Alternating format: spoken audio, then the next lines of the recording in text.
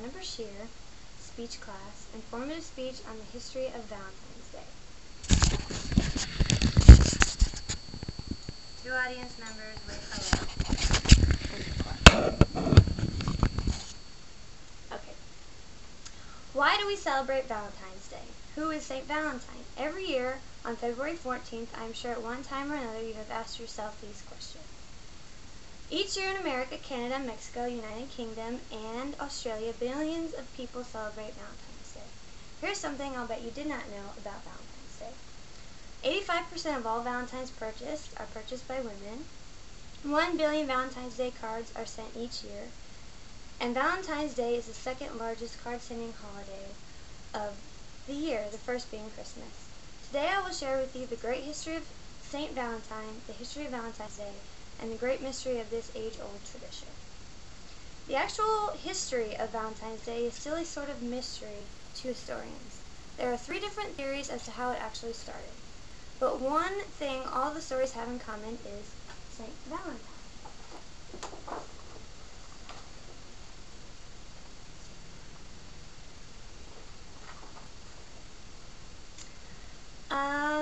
February has always been a month of romance.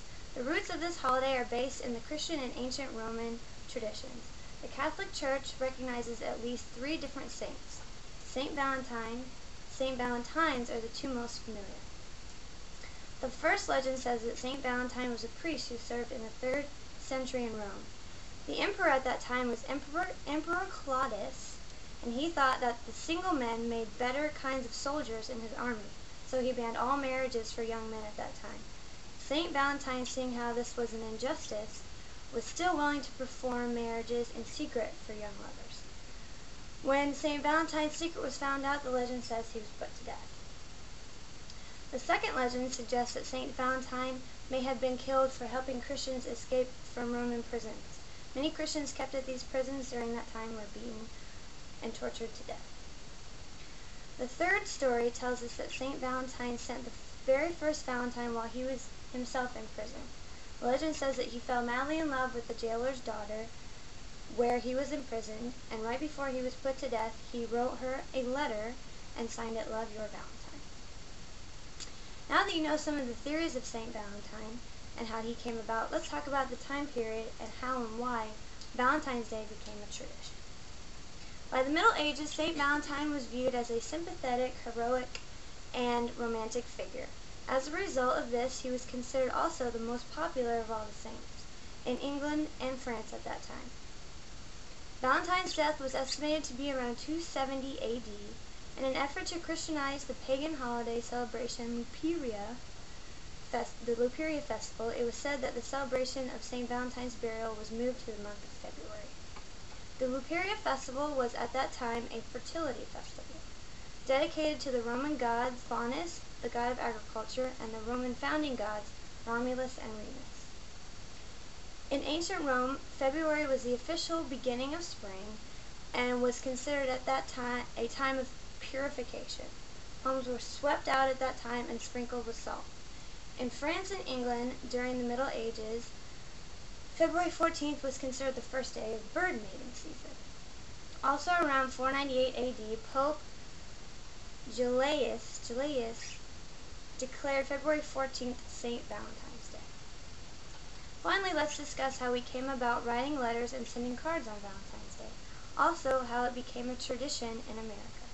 The oldest known Valentine was written by Charles, Duke of Orleans, and was sent to his wife while he was imprisoned in 1450. It was a poem, and is on display as part of the manuscript collection at the British Library in London. Years later, King Henry sent a Valentine to Catherine of Valois.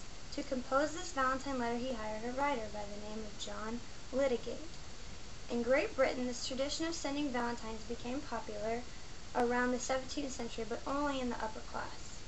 By the 18th century, it was common to send Valentines among friends and lovers in all social classes. Also, at this time, it was becoming a tradition to not only exchange letters, but also small tokens. By the end of the century, printed cards came about, and instead of the traditional noted, postage at that time was cheap, so it contributed to the popularity of sending Valentine's Day cards through the mail. This tradition began in America at approximately the early 1700s. In the 1840s, Esther A. Howard began to sell the first mass-produced Valentine's Day cards in America. In conclusion, now I hope you have gained a better understanding of the rich history and mystery of this great holiday. I also hope that you have gained a better appreciation for this holiday, and this year on February 14th, you won't forget to keep up the tradition and keep in your thoughts the events and all the things that happened so many years ago to make this holiday a tradition.